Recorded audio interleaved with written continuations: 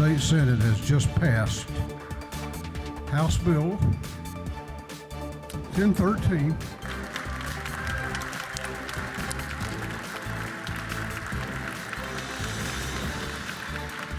$54-0.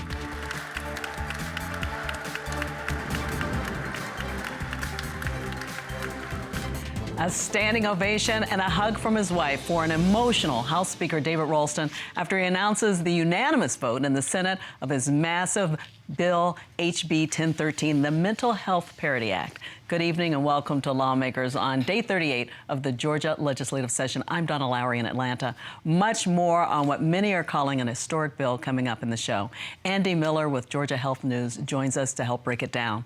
Also today, a look at why one lawmaker elected in 1974 to the Georgia House came back again and again for nearly 50 years. We'll hear the wisdom of the Dean of the House, Calvin Smyre. He gives us his reasons for public service, why it's so important, and the lesson he lives by that he learned from his dad. But first, with just 2 days left in the session, it's busy under the Gold Dome where Capitol correspondent Brenda Waters brings us a wrap-up on everything that happened today. Brenda. Hey, Donna, what a busy day it was here at the Capitol. After an early morning Senate Rules meeting, House Bill 1013, the Mental Health Parity Bill, was quickly added to the Senate calendar.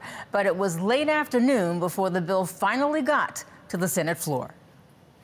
The bill, which is a major priority for House Speaker David Ralston, it would increase access, state spending, and insurance coverage of mental health care to the same level as medical care.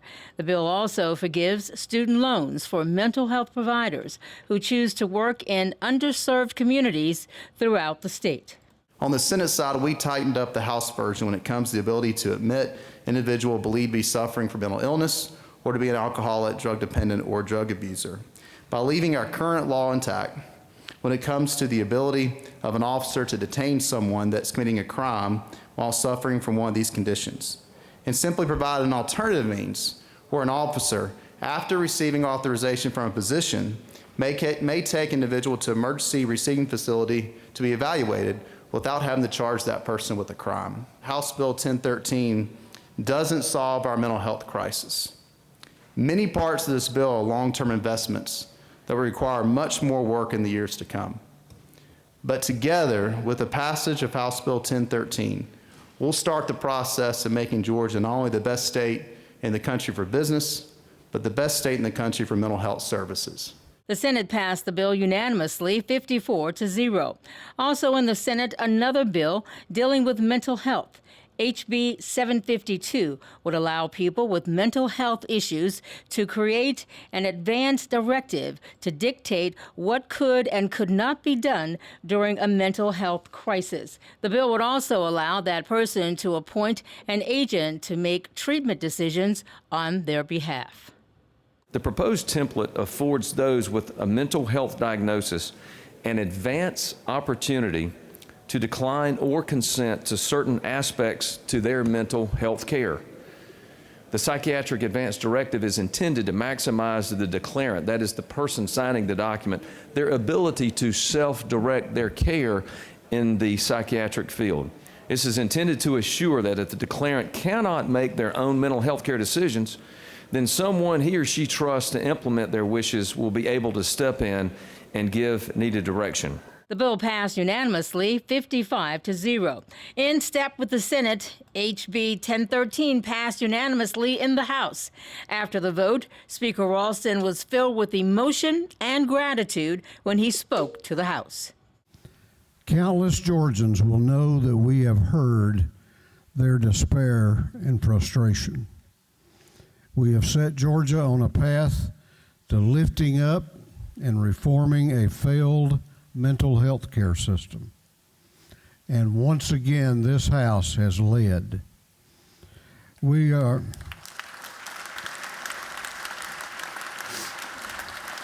also in the House, Senate Bill 319, the Constitutional Carry Act.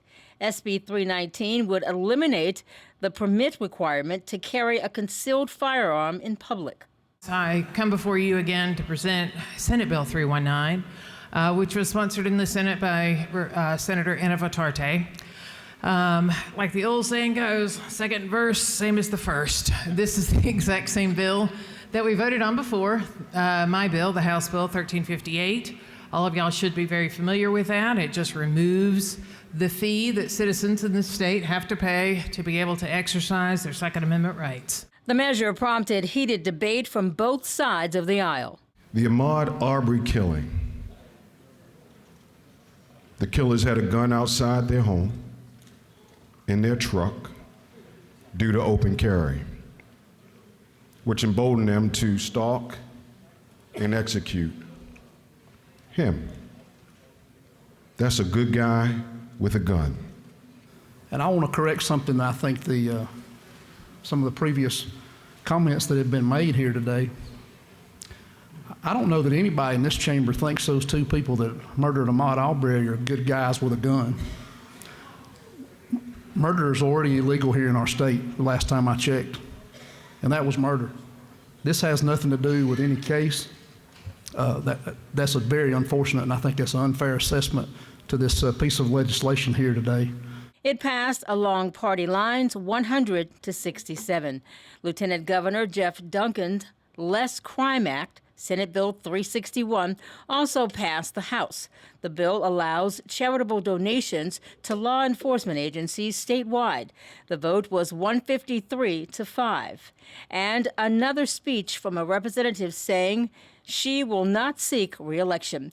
Today, Representative Jan Tankersley bid farewell to the House. It's really bittersweet to stand before you today to talk about my retirement. My decision to not seek re-election was not easy at all. Only one thing left to say, legislators are getting it done. They passed around 35 bills today. That's my Capitol Report. Donna, back to you. Yeah, many more to come, Brenda. Thanks so much. We're going to continue looking at the massive mental health bill and legislation to help disabled veterans in memory of someone special. Joining me are Democratic Senator Michael Doc Rett of Marietta and the CEO and editor of Georgia Health News, Andy Miller. Welcome to Lawmakers, both of you. Thank you. So, Andy, got to get right into it. We knew that this was a bill, this Mental Health Parity Act was something that the Speaker wanted. It sailed through the House, basically. Hard stop when it hit the Senate. Talk about what's happened. Well, I think there was a lot of grassroots activists, conservative activists, who took pieces of the legislation and kind of extrapolated to something that really wasn't in the bill. But it created a lot of turmoil within the Senate, and there were a lot of emails sent to senators about, they should oppose the bill. And so the Senate Health and Human Services Committee held 5 hearings, separate hearings on this bill. So that really was unusual.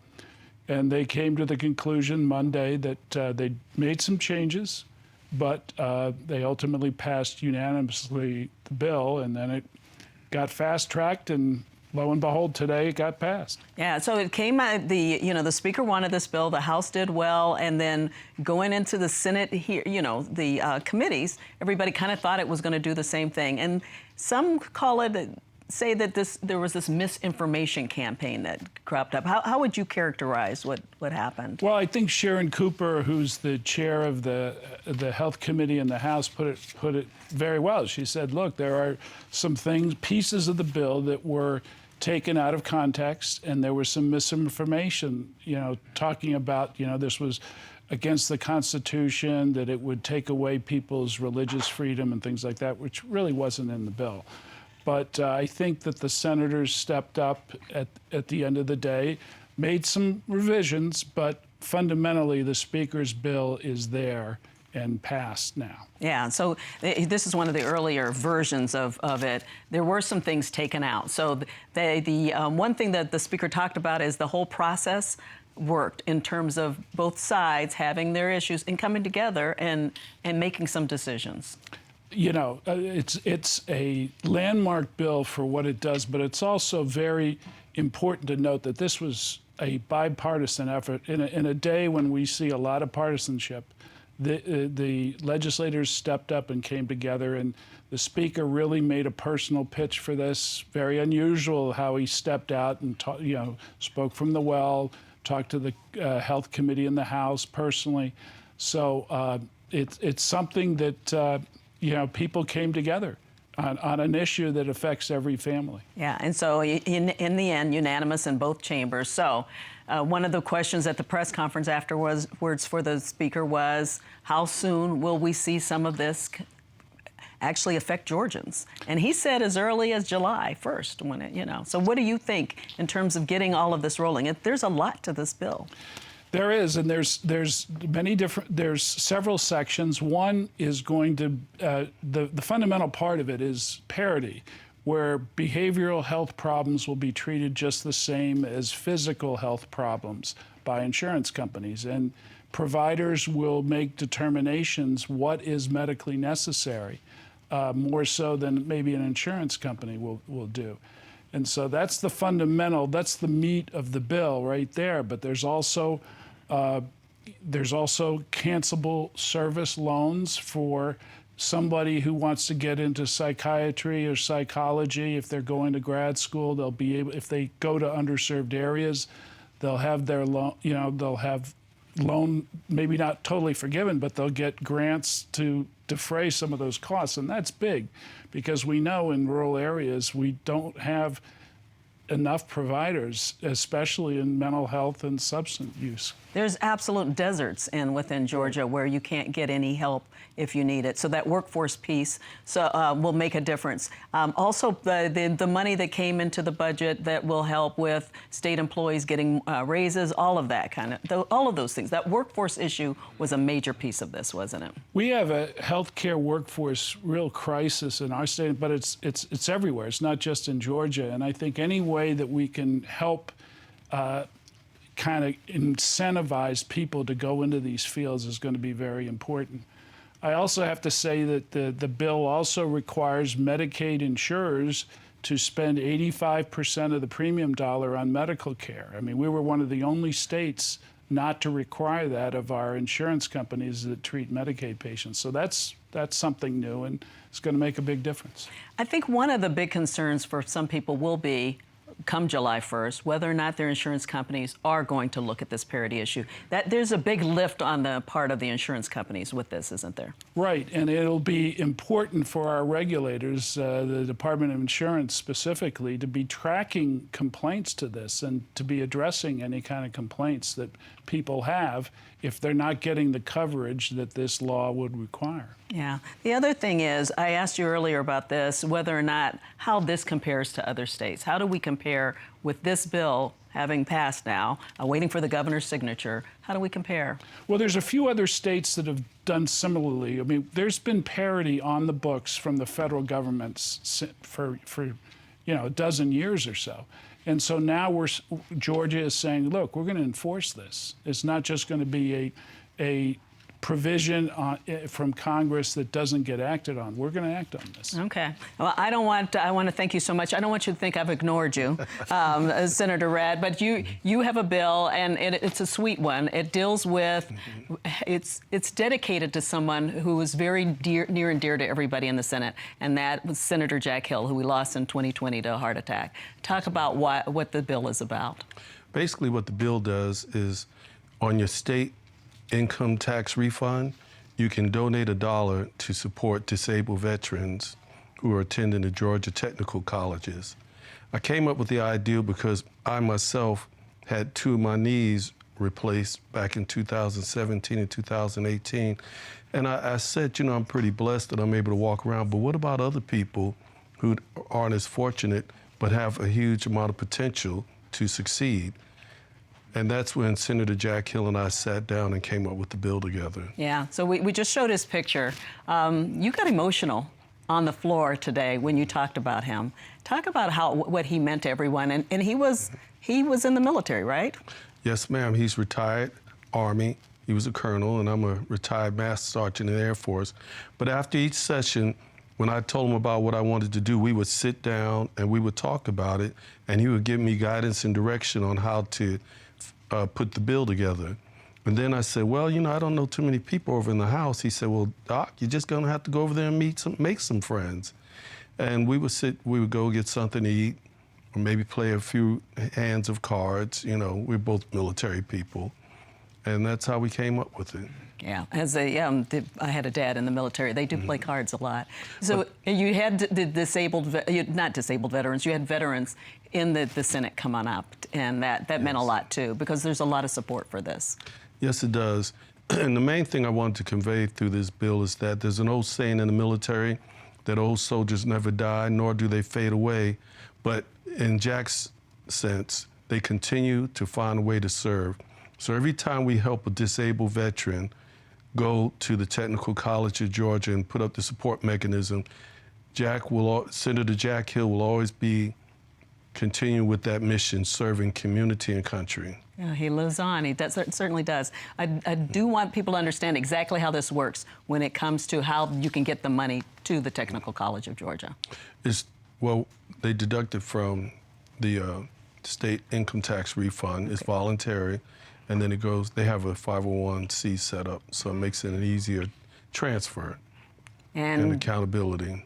We should see this time next year, time next year, be able to help. Yes, with ma'am. The Jack Hill Act That's correct. for disabled veterans. Well, thank you so much for doing that for him. Thank you for your service. I appreciate that. You're welcome. Pretty historic. We got a few seconds actually. Pretty historic in terms of so far in health news for this legislative session.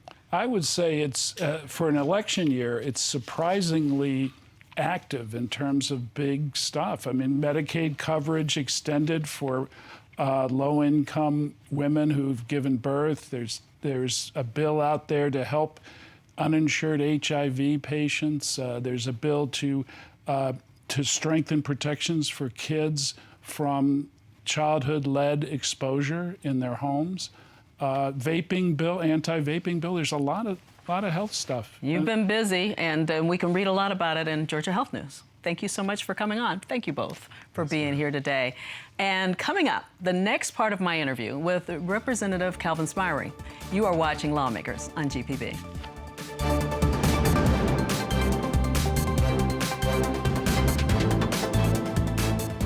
Cigna is a proud partner of Georgia Public Broadcasting and Georgia Lawmakers. Cigna's mission is to improve the health, well-being, and peace of mind of those we serve. More at Cigna.com to learn how you can help support your employees' physical and emotional well-being. Lawmakers is made possible by Georgia Farm Bureau. With over 80 years of helping everyone understand the importance of agriculture in our state. After all, ag is Georgia's #1 industry.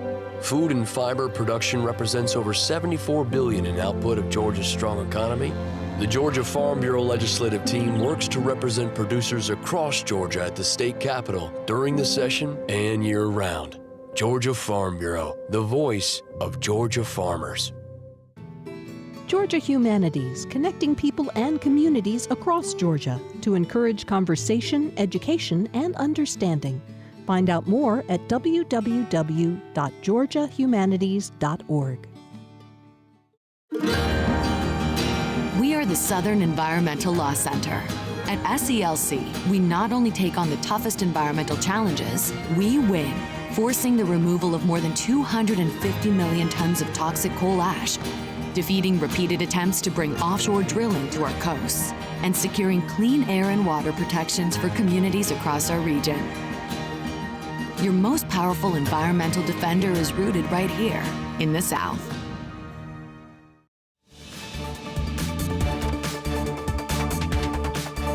Welcome back to Lawmakers. Tonight, more of my interview with the longest-serving member of the Georgia House, known as the Dean of the House, Representative Calvin Smyre. Voters in the Columbus area elected him in 1974. He was sworn in 1975, and he has come back year after year.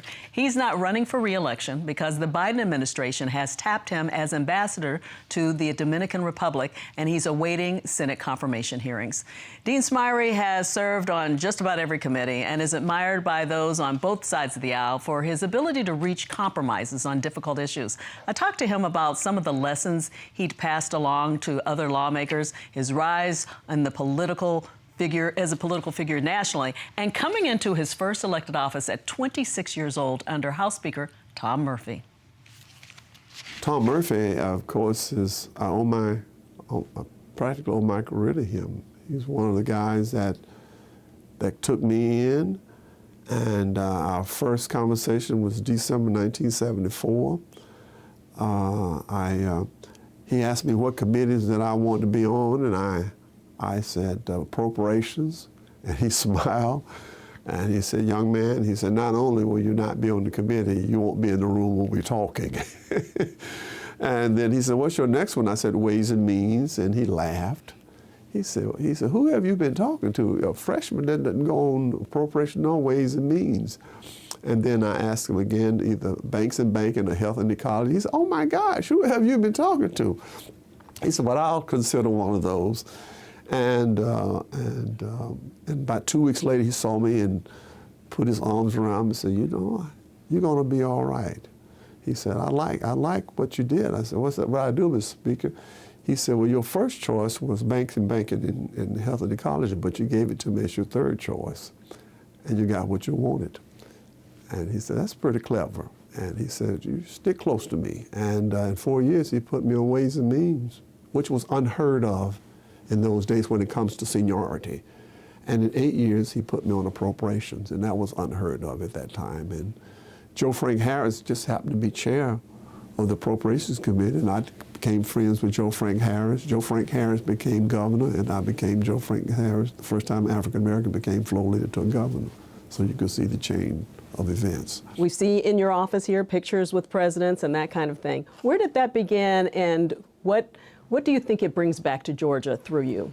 Well, I believe that there is a total connection and a correlation between the federal government and the state government. There's a natural reliance on one another. And the state government budget is made up of a major portion of it comes from the federal government. So there's a partnership when it comes to funding. And to me, funding is a quality of life issue when it comes to essential programs that we have to deliver to the public. So with that in mind, I didn't start it automatically myself with the federal relationship. I got a break. One of my dear friends was Ben Brown, the late Ben Brown, and he was at one time the chair of the Georgia Legislative Black Caucus, and they talked to me, and I became chair. I was elected in 1975, but I became chair of the Black Caucus in 1980. Very quickly, they kind of took me in the arms, he and Bobby Hill, and Ben Brown were the two leaders in the House at that time from Georgia Legislative Black Caucus. And although I knew Jimmy Carter, I didn't have the relationship. Then when he was running for president, I had just gotten elected. I was almost running the same time. I was running, George Buds was running for governor, Jimmy Carter was running for president, Calvin Smythe was running for the state legislature.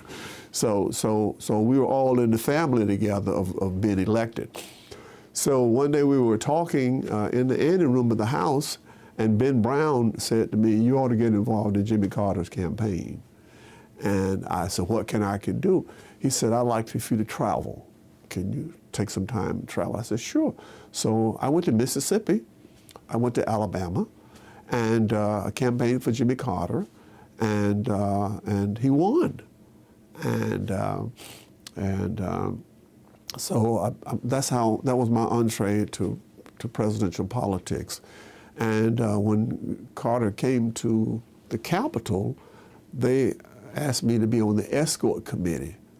It was my first escort committee, was for President Carter. And I was part of the small group that met with him and escorted him to the Georgia House of Representatives chamber.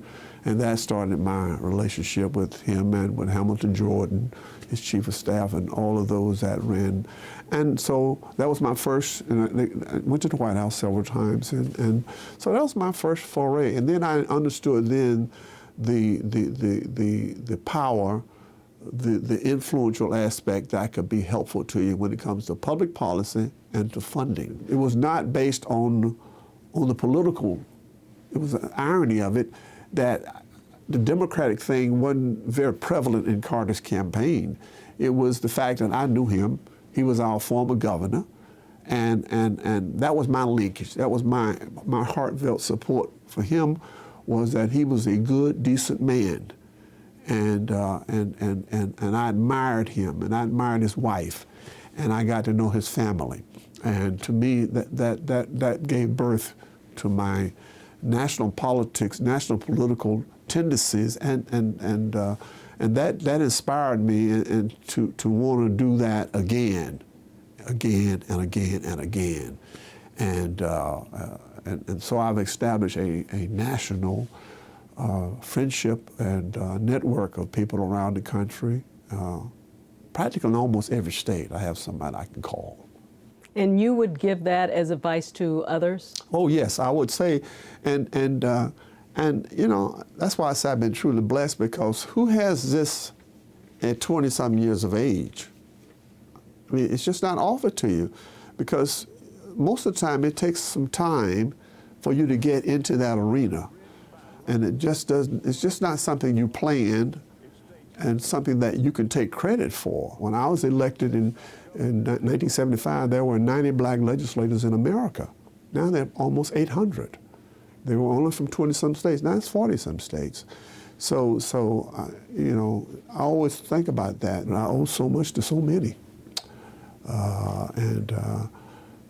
I'm not the brightest bulb, I'm not the smartest guy in the room, but my work ethics is what has sustained me. The fact that I believe in building the blocks to get to the next level. And that's been instilled in me a long time as a kid from my mother and father. My mother was a housewife. My father was a military officer, a pilot.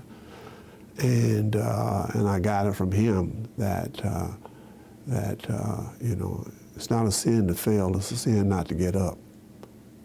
And he taught me that as a young man, and that has sustained me over the years. So politics is a way of providing, you know, I always tell people the only people in America who actually set public policy are elected officials. And public policy determines how you and I and our families live every single day. And so why wouldn't you be involved? Why wouldn't you be an advocate for a better quality of life? We have our differences here. Right. I mean, you report the news, you're around a lot. Although there are major differences here, there still is some civility. There still is some relationships. And when the differences occur, they occur, but if you watch things closely, they don't last. They just don't last. You know, I always tell people this, and I tell the young legislators this: never get angry. I mean, leave your emotions at home. I mean, make your, you know, present yourself, you know, emotionally when you want something done, and give it in that fashion. But never get so angry because Donna made a big guess with you on Monday, but you need her on Thursday, because you're in a deliberative process. You're in a deliberative body. You know, you got to have 90 friends almost on any given day, or 90 people to vote for a bill. And when it's 103 to 77, I mean, we can't pass any bill without what? Some support. And so, and there are things that I'm adamantly opposed to that is, you know, presented by the opposition, by the Republican Party. But at the same time, you have to measure, you know, what you want to do, and stand by your principles and go from there. But I tell people all the time, you know, fight with vigor, you know, be in opposition with vigor and knowledge of what you're speaking about. But don't get, you know, don't let the anger overtake you. Because, like I said, the object of the game is to pass good legislation, good public policy, or be in opposition to bad public policy. The Dean of the Georgia House, Calvin Smyre, will put my first interview with him on gpb.org. Thank you for joining us for Lawmakers. Look for a Lawmakers Capital Report on Friday at the end of the PBS NewsHour. And we return on Monday for our 1-hour Sine Die show packed with all the last-minute maneuvering, votes, wrap-up of everything. We'll see you then.